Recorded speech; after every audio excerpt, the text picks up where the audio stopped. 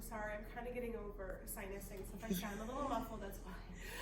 But no, I was in Kappa Delta Pi for 3 years, so I joined my sophomore year and I was a member until I graduated. I really did enjoy it. I started off, I became treasurer, and then I transferred over to vice president, and we did a lot of activities. Like we had a Thanksgiving drive one year where we collected from a softball team that they helped us collect a bunch of supplies, and then we all came here over to Spelman and we organized all of them. We got a good amount of bags. Like it could have about 6 cars to fill up all of our things. But we also did the Lego First competition where we got to judge that. That was a lot of fun. It was just a really fun way for us to get involved in the education community, because even though we are, learning every day in our classes and in our field observations, it's also nice to see more of the professional community side, to being able to meet maybe some people that you wouldn't traditionally meet just through your observations and through just working in a school as a sub. We met a lot of principals and a lot of people. We worked with Knoll Elementary, which is where I work now. We would suggest and offer different kind of monthly incentives. Like one time we had a little Halloween treat where we made, I can't remember, I think it was Skittles or something, but we also got to go in the school and meet people, and it was really great just to make connections. So it's not only a way to meet other education majors, it's also a way to meet people in your community that work in education, which is always helpful, because as you'll find when you start applying for a job, connections are everything. So it was definitely a great experience, and I love being vice president. Our president at the time was awesome. We worked together on a lot of service projects, and even though we were in the midst of COVID and being completely online, I still think we accomplished a lot. Awesome, great. And what is your role right now again? Can you read it? Right. At Knoll. At Knoll, I'm a 2nd grade teacher. Okay, so Jordan's a 2nd grade teacher. So thanks for joining us, Jordan. And Shannon, tell us a little bit about you. Perfect. Hi, I'm Shannon Ransom. I teach high school special education English at Parkway Central High School. I graduated in May, so still a very new teacher, still learning every single day. I was the president of the Council for Exceptional Children last year, so it was still that awkward year coming back from COVID. So we did we had some different volunteer opportunities, met as a team, and we went to the national conference, which was amazing. So yeah, that's kind of what I do now. Excellent. And Alex, welcome, Alex. Alex Waite. I graduated in May 21. I'm actually in my 2nd year at St. Charles School District. My 1st year I just got an ISS position. It's one of those things. That's how it worked out. Before that, when I was going to Lindenwood, I was a para in the Fort Zumwalt District for 5 years. So I was kind of going to school at night and working during the day there. And then now, 6th grade English is what I teach. Sorry, I don't think I said that before. And then I also coach high school baseball over at St. Charles West High School. I just wanted to add, Shannon won the state award last year for outstanding future special education teacher out of all of the 11 universities in Missouri that have students majoring in special ed. So I'm really proud of it. Good.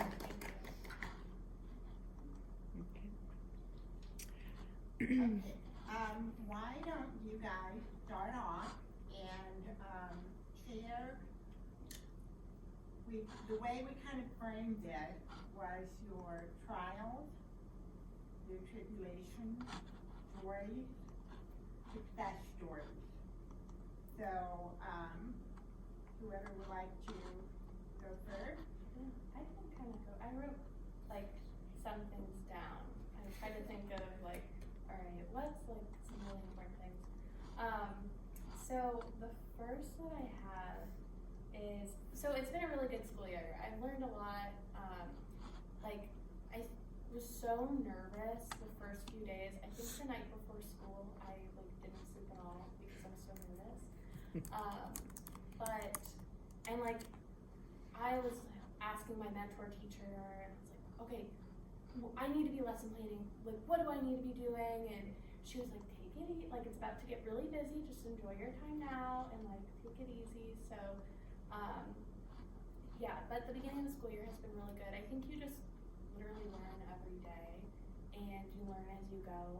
Like, we're in week 13, and I remember the first day, and I was like, oh my gosh, how am I gonna do this? And now I'm like, I made it to week 13, so let's just keep it going. But some other things that I think are really important this year, this is especially important in my world of like special ed because I'm hosting meetings all the time. What I did was I created like a rough draft for all my meetings for the year to make sure like things kind of line up and that you're like spreading them out appropriately. Another thing that I have is like double check all your work and double check it again, especially with all those papers. I have assume positive intent of everyone, like including your students and your coworkers, because you get to a new setting and there's a lot of people that you're working with day to day. So just like assume that everyone wants to do the best for that student. Assume that like your students are also like being positive and whatnot. Find a good teacher friend. I have my good teacher friend and we talk all the time, and that is super, super important because they are the ones that get it. Other people get it, or like they think that they get it because they went to school once, but no one quite gets it like teachers. So find that good teacher friend and keep it. My next one is have fun with your students. I actually asked I teach 3 sections of co-taught English, and then I have 2 alternate English courses. And like my CT classes are mostly with juniors. And so I asked them today, and I was like, all right guys, what would you say to like new teachers starting out? And the biggest thing that they said was like, don't always have that like teacher mask on. They want to like see the real person and be able to like relate to you in a way. And I thought that was like really interesting because I really try to do that with my students. I try to have fun, or even just as they're coming in the room. When Taylor Swift's album came out, I joked around with like a lot of, especially the boys who I was like, they probably don't like Taylor Swift. But as they were coming down the hall, I was like, all right, your favorite song off Midnight, go. And they were like, oh my gosh, but they thought it was kind of funny, at least I like to think. So have fun with students. And my last one is don't take your work computer home every day. Like, I set a limit that I'll take my computer home once a week or twice a week or something like that, but it can get really easy to get in a habit of bringing your work home every single day, and that's going to burn you out very, very quickly. So create a good balance, and it can all wait. Just make sure that you are just doing the next right thing, and the rest can wait. So that's what I have learned in my 13 weeks so far. I kind of have a unique experience. Last year, I was actually a computer teacher. The position just kind of opened up, and my principal that I worked with when I student taught was like, hey, I really want you to apply for this position. And I was like, okay.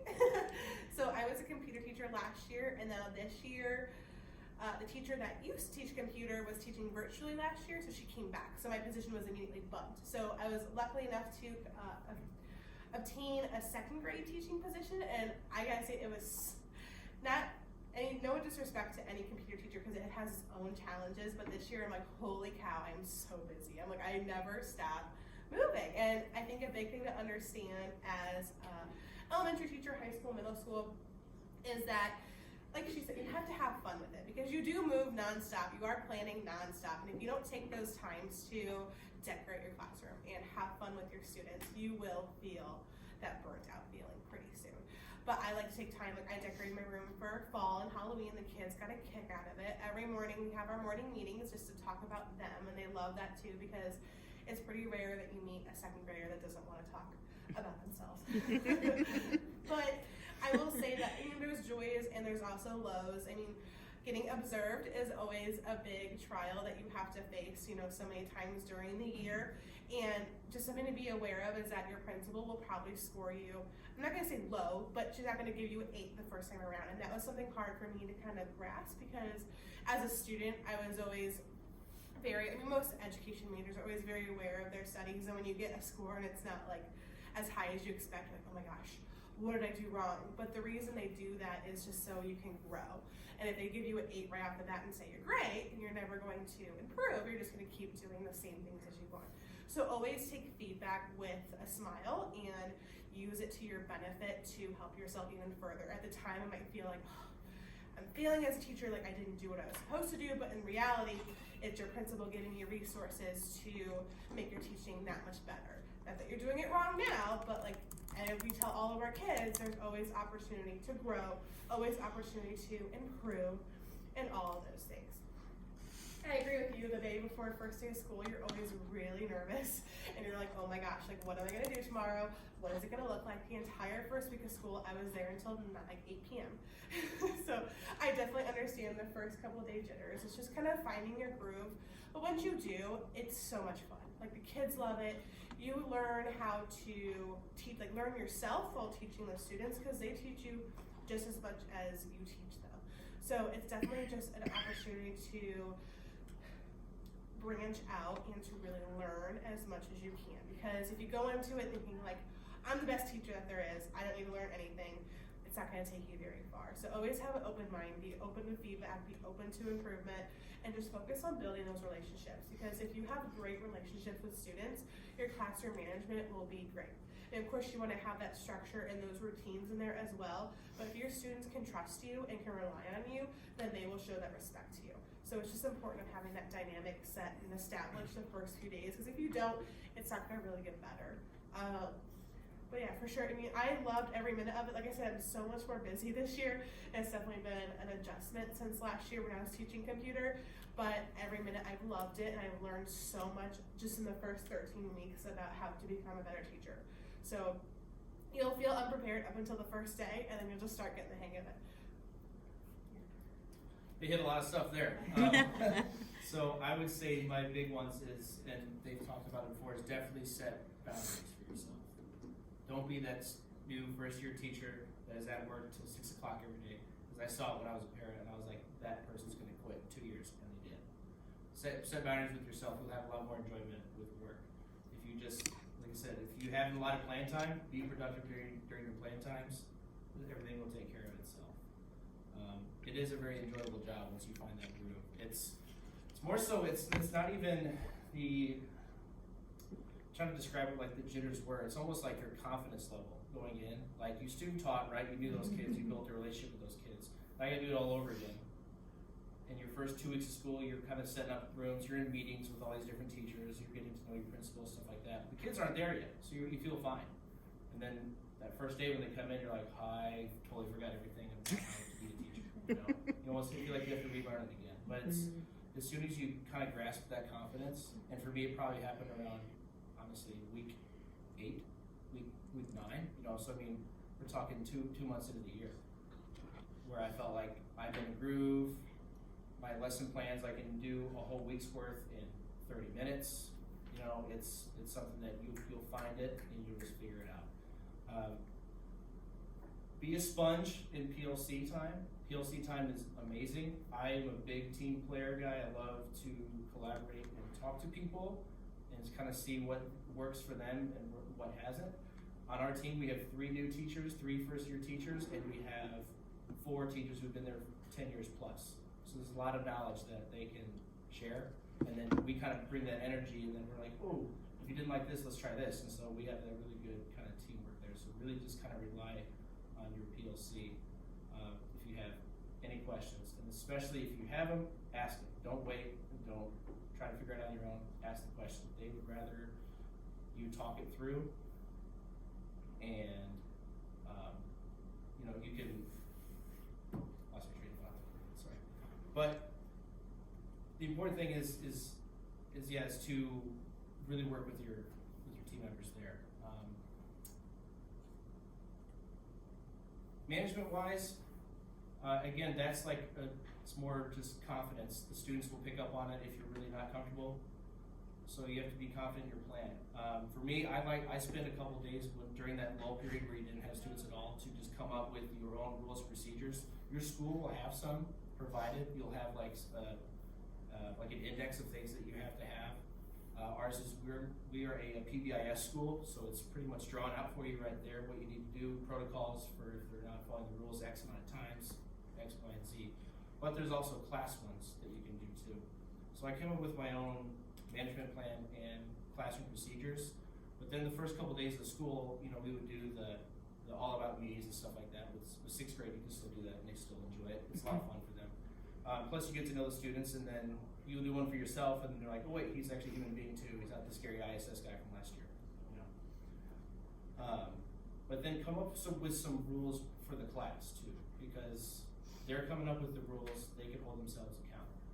And if you have those upper elementary kiddos, your 4th, your 5th, your 6th, they're more apt to follow those because they're like, oh wait, because I'll just point to the board sometimes, I'll be like, hey, and they see it like, okay, we got it.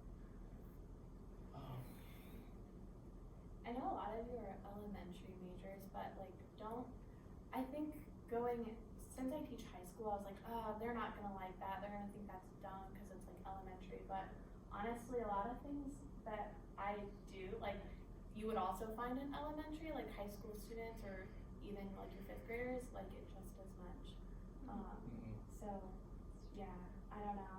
For my classroom management, I saw this when I was doing the practicum, but I play like a teacher versus student game with them.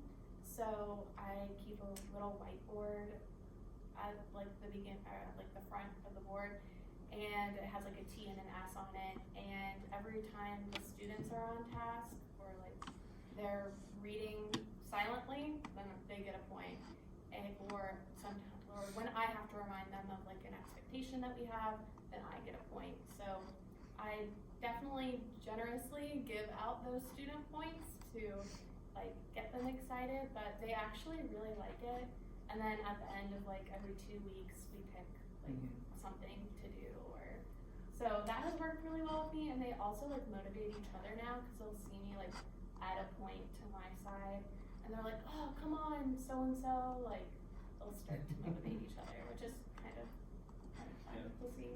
But yeah, I don't know, time management was classroom management was something that it took me the first, like, I had to like know my students first in order to like figure out how I would approach it. Yeah. And then I also do, at the end of every week, I do like a plus delta thing with them. So they send me an email of what went well this week, maybe what did not go as well, and then what is something that either I can do or that we could do together to improve for next week. And I actually learn a lot about what's going on in like their lives during that moment, because they'll really tell me a lot, or they'll like ask me to do something. It's like, how would I have known that if I didn't ask? So definitely do something. Yeah, and those management plans are not etched in stone. You will edit that document 30 times in 2 weeks.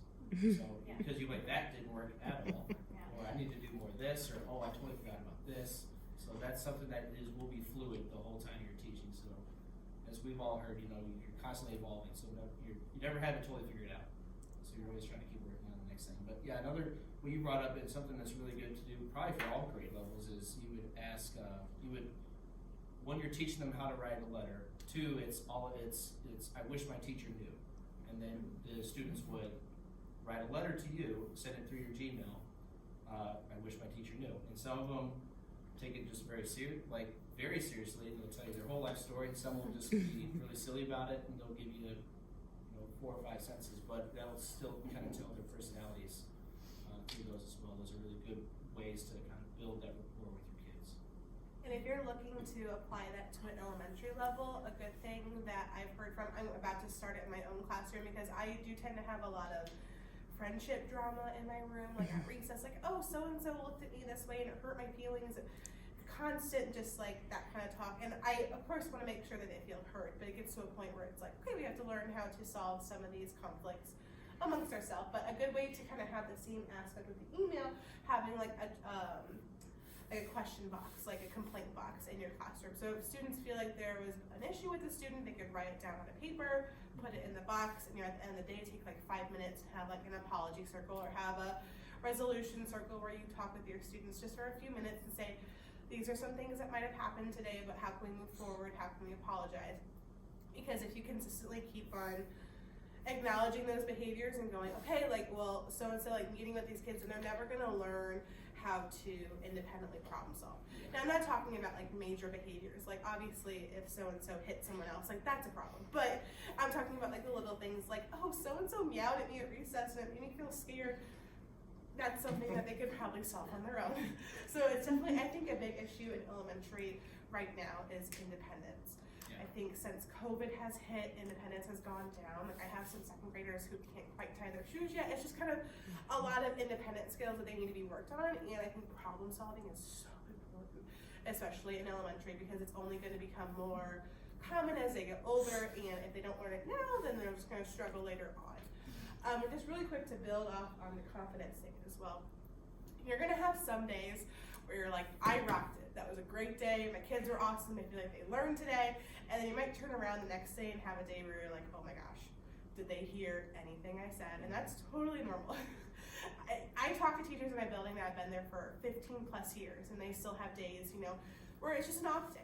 Sometimes things don't quite go, but don't let that determine your behavior or mood for the rest of the week. Like if you have a rough day, think about like, well, what can I do to turn it around for tomorrow? So like if I have a lesson that didn't go very well, I don't take that as like well, whatever, I'm just gonna go home and like not even think about it.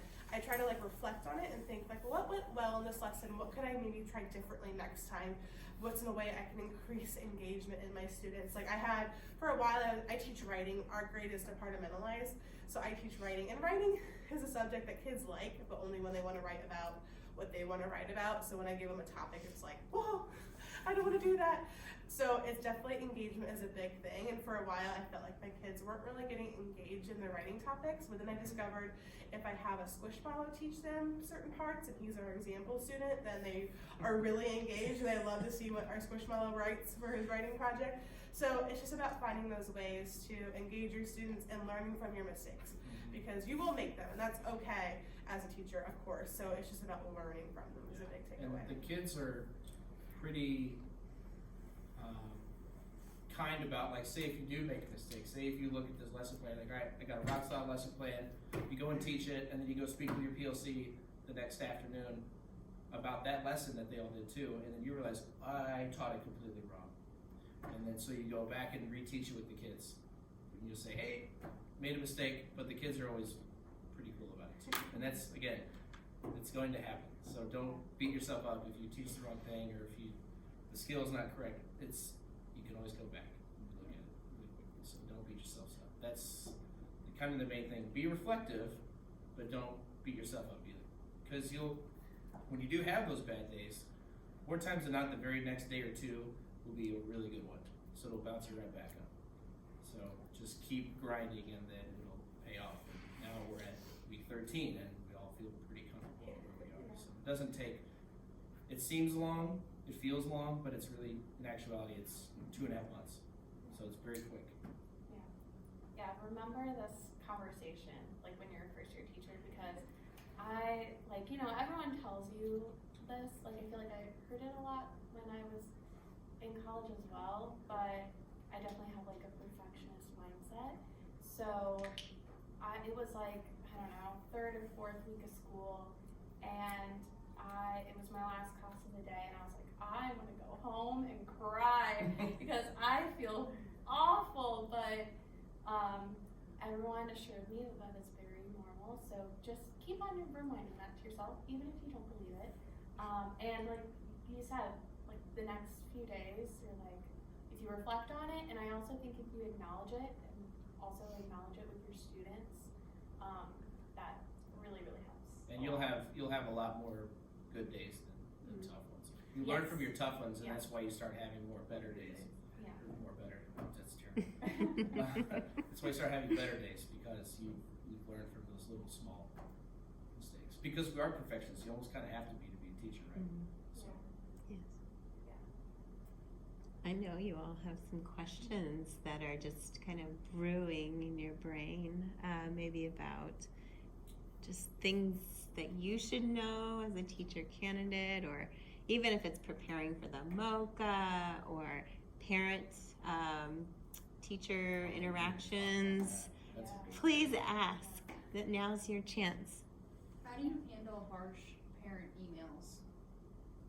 Don't respond right away. Like, take a moment to think about it, and like kind of, so I'd go back to what I said earlier, like assume positive intent, and always like, you know, this is their child or this is their loved one, and they're just doing this because they care for their, you know, loved one. So just like take a moment, really like think about what you want to say, or go and ask a coworker, like, hey, what do you think? How would you respond to this? Or your mentor teacher, and then go from there. I always like to offer, like, talk about it over Zoom or have a phone call, because sometimes emails can come off a little, you know, there's a different tone over text than when you hear someone's voice. So that's how I will say, Yeah. I will say too, none of this will like resolve that problem entirely, but what I like to do like the first week or so during school, just sending the parents a message saying like, hey,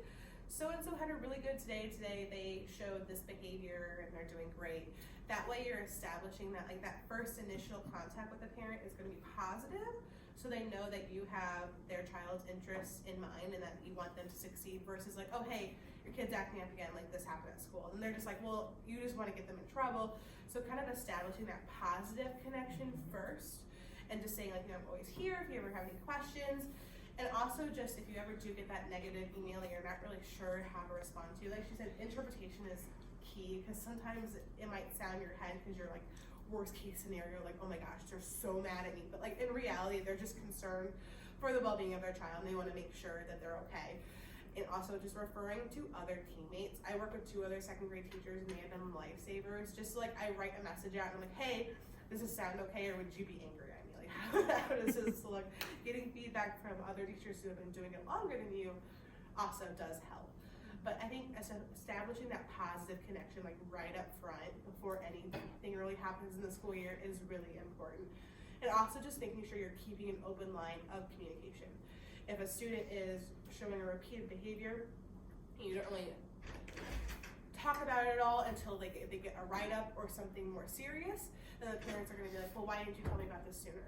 Whereas if you're updating them every time it happens or every couple times, just saying, hey, you know, this happened so many times this week, the parent will be a lot less likely to be like, well, why are you hiding this from me? Like, why didn't you tell me that this was happening in my class? Like, just keeping them open and communicated allows a wider gap of understanding, if that makes sense. Yeah, I would definitely communicate, like, let's say if you're noticing a pattern over a week or 2, just mention it to them. But in a style that I forgot which teacher, literally teacher taught me this. Praise sandwich. Order it in a praise sandwich. So your 2 buns are your common, or you're complimenting, or you're saying how much you enjoy their student or having their child in your class. And then the meat part of it, you know, in the middle is where you can kindly kind of keep, you know, say what's going on. You can be honest about that too. You don't have to beat around the bush. You can be honest. Our school actually did a survey before conferences, and they asked the parents, what do you want out of the conference?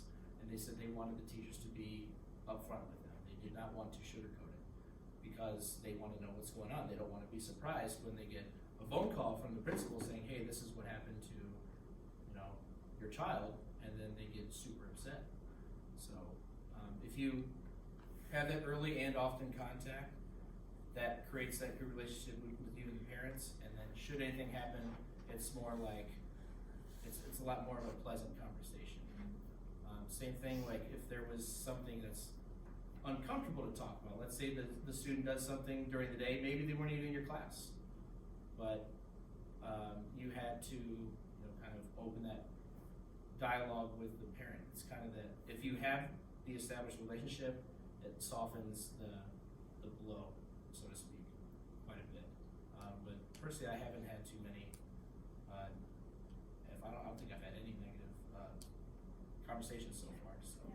Yeah. I mean, for the most part, like, I have amazing parents and like amazing families who just are like understand 100% and are really nice about it. So I know I was nervous about that, or like, you know, negative parent feedback going into teaching, but for the most part, like, I've had a really good experience so far. And yeah, just like that constant communication that everyone's talking about, and being real with them. I had one other thought, but I forgot it, so I'm sure it'll come back to me. So,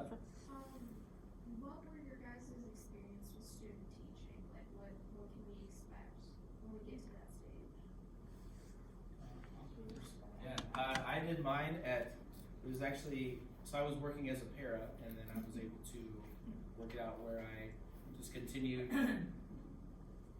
doing that, but I was working with a different teacher.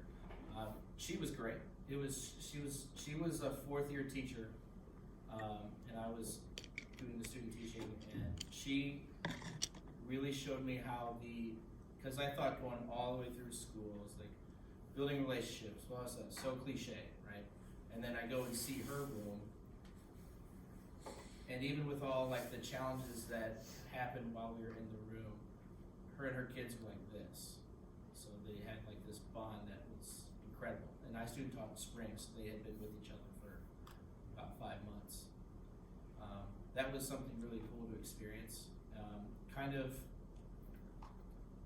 filtering in and out as well, like kind of being that sponge the whole time you're there, noticing different teaching styles and stuff like that. A lot of times at the beginning of your student teaching and the very end, you'll have some times where you can actually leave the room.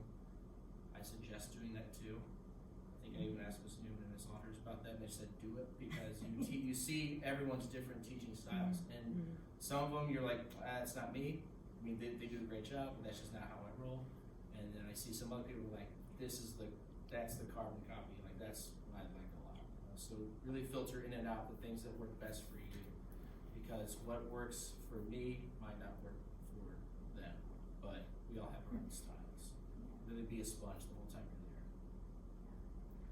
Yeah, I had a really positive experience. Since I'm K through 12, I had to split up my placement. So I was first at an elementary school, 3rd grade, and then I was at a middle school. So yeah, I loved it. I actually recently went back to their school like a few weeks ago to watch their musical, and it was like the best thing ever because they were up on stage and they're like, Miss Ransom. I was like crying. I tried not to cry. So it was awesome. Just like build the I know you're only there for a short time, but really be intentional about your relationships with them and the other people in the school too, because I think you mentioned it, like everyone in education somehow knows each other. So like form those really positive relationships and get to know everyone and just be a good team player and soak up everything, go to all the meetings, do all the things. But it was a lot of fun. I loved student teaching.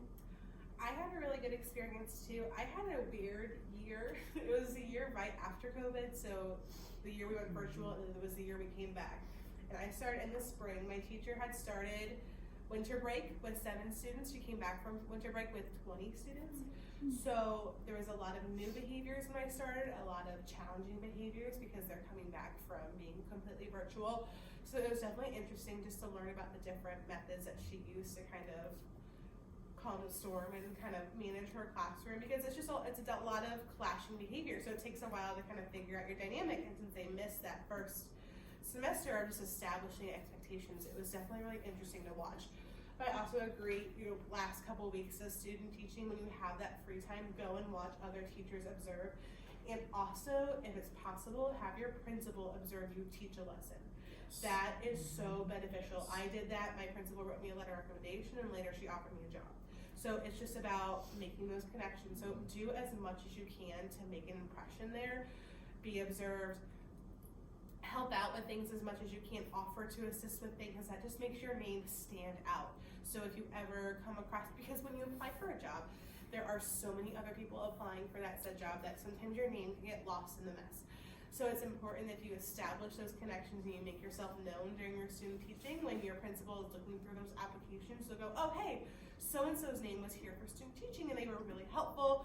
I observed them, they did a great job, that kind of thing. It makes you stand out that much more, and standing out is so important in the education field, especially elementary, because I know positions in elementary can be a little bit sometimes really needed and sometimes not needed at all. So it's very hit and miss. So definitely making an impression at your school is so important. But just like you said too, being a sponge, absorb as much as you can. Take notes. I still use my notebook from freshman year. I had just like an education notebook, and anytime I felt like I had a really important lecture or like a professional, extracurricular, or I went to like a speaker, I just wrote down as many notes as I could. When I got Google certified, I wrote down notes for that. Just everything I think would be useful, or I thought would be useful during my education career, I put in the same notebook. And I still use it to this day. It has my student teaching notes in there as well, because you're not going to remember everything from student teaching. So much is happening, you're busy, you're planning lessons, you're watching, you're observing, you are helping with behavior plans. There's so many things happening that it kind of flies by. And if you don't take those notes to help you remember, you're maybe not going to remember everything. So it's just kind of helpful to have those to look back to. Yeah.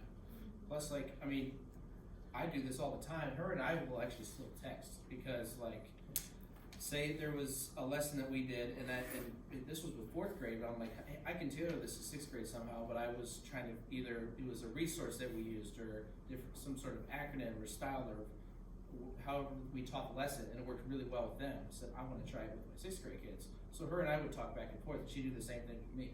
So if you kind of establish that rapport, it's really cool, because then you can have those little resources. But something that she mentioned that I regret not doing was when you guys had your own G Suites, make your own suite for your like own personal email stuff and create your own folders, and some of those resources, put them in your personal.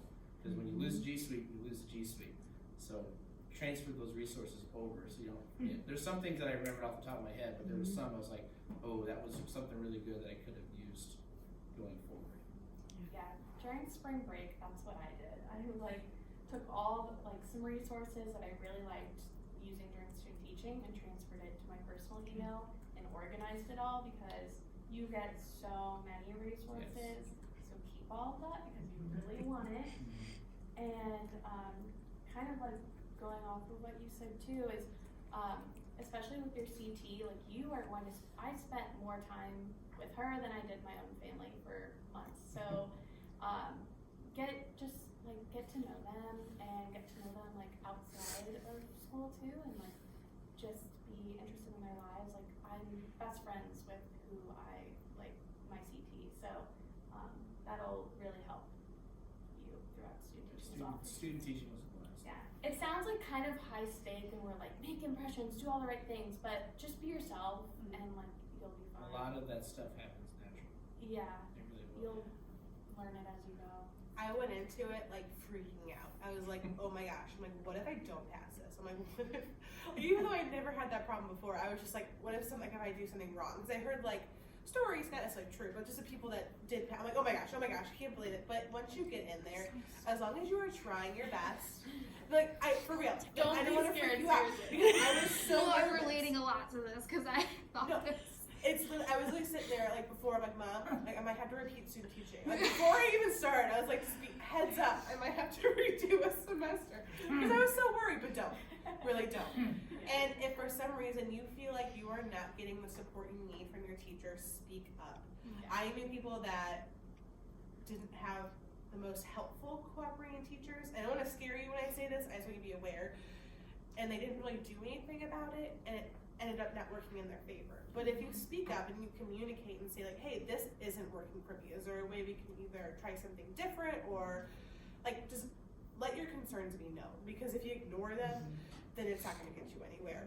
But no, don't be nervous. Yeah. You're going to get a great teacher. It's going to be great. Just try your best. Honestly, it's one of the hardest things you'll do before you start teaching. I started teaching, I'm like, wow, lesson plans are so much easier now. Because you don't have to fill out that format every single time. You know, you have your own style. That was Alex's.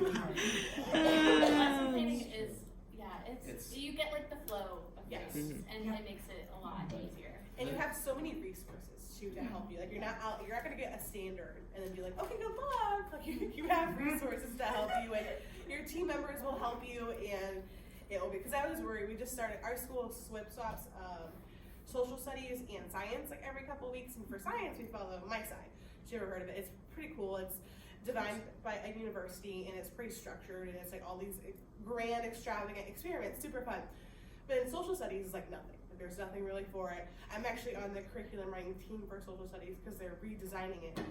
But I saw it and I'm like, oh my gosh. I'm like, what am I gonna do? I don't know anything about this, but just use your team to help you, and don't be scared to ask for help, because they're there to help you.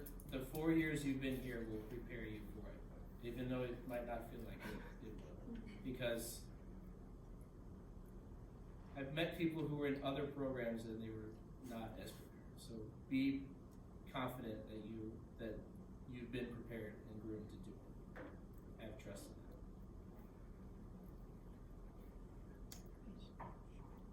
Questions? Another question. Let's do it. How did you guys like